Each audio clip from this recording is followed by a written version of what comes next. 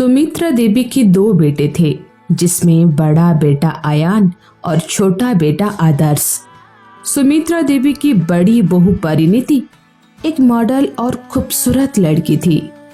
शिवानी अपने घर की जिम्मेदारियों को बहुत अच्छे से निभाती थी। वही बड़ी बहू परिणीति सिर्फ अपना मेकअप और फिगर को बनाने में ही लगी रहती थी। सुमित्रा देवी अपनी छोटी बहू को खूब प्यार करती थी और बड़ी बहू को देखना भी नहीं चाहती थी, क्योंकि शादी को काफी दिन हो चुके थे। फिर भी परिणीति का कोई बच्चा ना था। फिर एक दिन, अरे सब के सब कहाँ मर गए हैं, कोई पानी तो पिला दो। शिवानी पानी लेकर आती है और अपनी सास को दे देती है। तभी वहाँ परिणीति आ जाती है। परिणीति की सास परिणीति को देखकर बोलती है, ना जाने कमरे में कुंडी लगाकर क्या करती रहती है। इतने सालों में एक पोता तो दे नहीं पाई मुझे। माँ जी, नाश्ता लगा दूं? नहीं बहू, थोड़ा आराम कर लेती हूँ, फिर निकाल लेना तुम नाश्ता। अब तू ही इस घर में नया चिराग ला सकती है, जो पूरे घर को रोशन कर देगा। परिणीति मन में हंसते हुए कहती है, जितनी दुआएं देनी है दो ससुर माँ, ये जितनी भी घर में रोशनी फैलाएगी, लेकिन इसके खुद की जिंदगी में अंधेरा ही होगा, क्योंकि इसके पति के लिए चांद तो मैं ही हूँ, क्योंकि आदर्श मेरे प्यार में लट्टू है। फिर एक दिन, आदर्श बेटा, मुझे मार्केट से सामान लाना है, तो चल मेरे साथ। अरे माँ, आप शिवानी को ले जाओ, उसे भी कुछ सामान लेना है। वैसे भी वो दिन भर घर में ही बैठी रहती है। सुमित्रा देवी और शिवानी मार्केट चले जाते हैं। इधर आदर्श मुस्कुराते हुए परिणीति के कमरे में जाता है और दरवाजा बंद कर लेता है और परिणीति को अपनी बाहों में भर लेता है। छोड़ो, कहीं माँ जी ना आ जाए, कोई हमें देख ना ले। अरे देखने दो, हम प्यार करते हैं। आज अचानक मौका है, घर पे कोई नहीं है। सच कहो परिणीति, तुम्हारे साथ हर एक पल कयामत वाला आता है। तुम्हारे बिना मैं एक पल भी जी नहीं सकता। अब बातें बनाना बंद करो स्वीटहार्ट, और बताओ कब तक हमें इस डरा दुनिया में छिपते छिपते मिलना होगा। भगवान ने हम दोनों की शादी दो अलग अलग लोगों से करवा दी, जो मेरे टाइप का बिल्कुल भी नहीं है। तुम तो बिल्कुल मेरे टाइप के हो, हैंडसम और डेयरिंग। और दूसरी तरफ तुम्हारे भाई है लप्पू से, इसलिए मैं उन्हें बिल्कुल भी भाव नहीं देती हूँ। अरे मैं जानता हूँ जाने मन। फिर दोनों एक दूसरे में खो जाते हैं। फिर रात होने पर सब बैठकर खाना खा रहे होते हैं। इधर परिणीति और आदर्श आंखों ही आंखों में एक दूसरे में खोए होते हैं और तभी टेबल के नीचे एक दूसरे का हाथ पकड़ते होते हैं। ये सब देखकर शिवानी को शक होने लगता है। फिर एक दिन परिणीति और आदर्श एक साथ सो रहे होते हैं। तभी दरवाजे पर शिवानी आ जाती है। उस रूम से परिणीति की हंसने की आवाज आ रही होती है। अरे परिणीति भाभी मेरे कमरे में क्या कर रही है?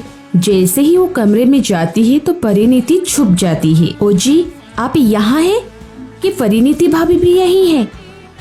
उनके हंसने की आवाज आ रही थी। तभी वहाँ परिणीति अपने बालों को टॉवेल लपेटते हुए आती है। अरे शिवानी, तुम कब आई? मुझे छोड़िए, आप मेरे कमरे में क्या कर रही है, वो भी इस हालत में? और आदर्श, तुम भी यहाँ पर हो?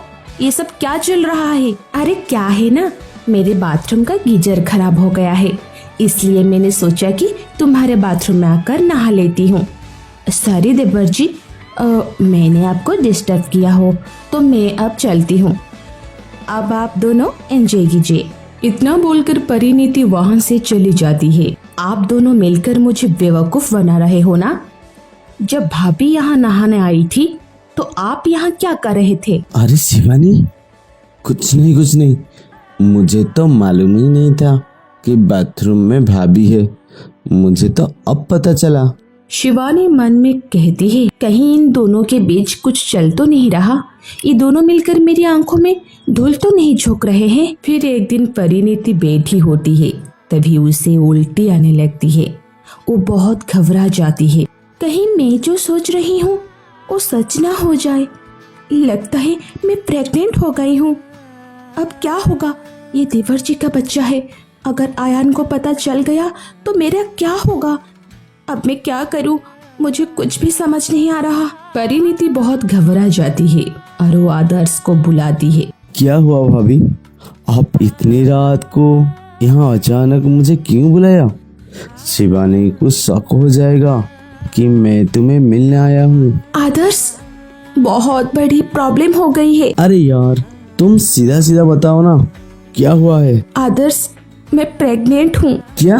हाँ, तुमने सही सुना है। तो ये तो खुशी की बात है ना? ये तुम्हारा बच्चा है, इसमें खुशी की क्या बात है? तुम्हारा भाई अगर जान गए तो क्या होगा? तुमने कभी सोचा है इस बारे में?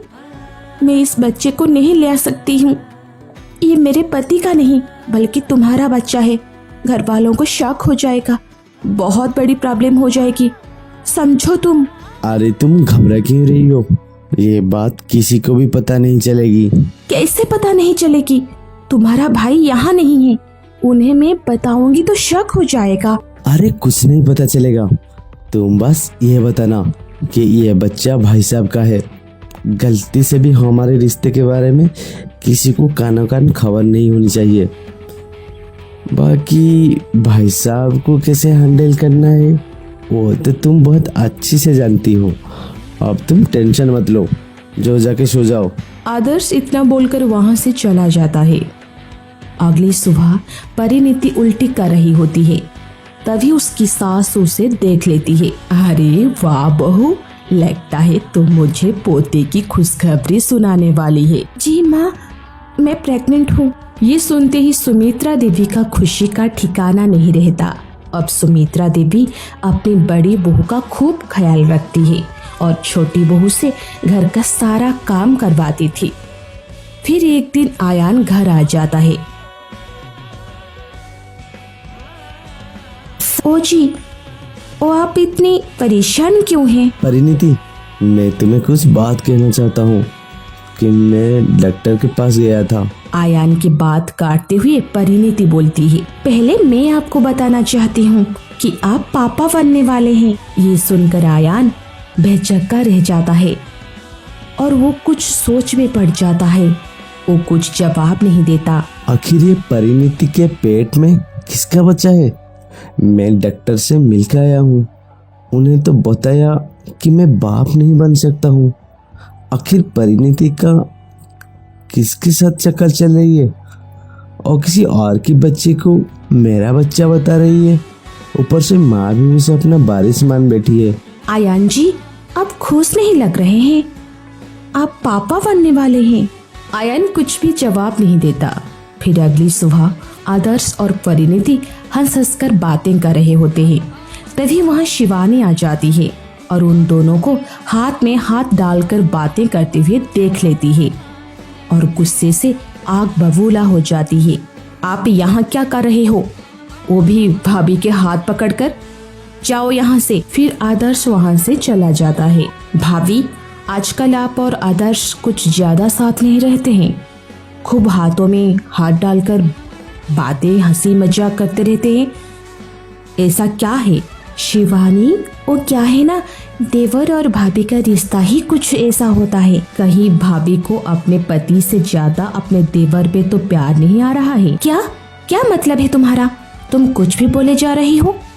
तुम कहना क्या चाहती हो? यही कि आपका देवर आपकी खूबसूरती का दीवाना ना हो जाए।